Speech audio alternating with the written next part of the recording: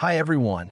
Today I'll show you the straightforward process for removing any credit or debit card saved in your Temu account. Let's keep your information secure. Open Temu. Make sure you open the Temu app and are logged into your account. Go to Profile, in the bottom navigation bar. Tap the icon that says your profile section. Settings. In the top right corner of your profile screen, tap the Settings or Configuration icon. Payment method.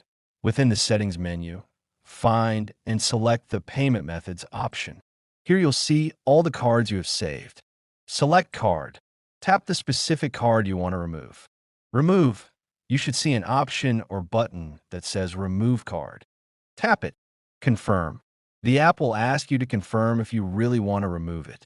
Select Yes or Accept. And that's it. Your payment information has been removed from your Temu account. If this tutorial helped you, give it a like and subscribe with notifications turned on. See you next time.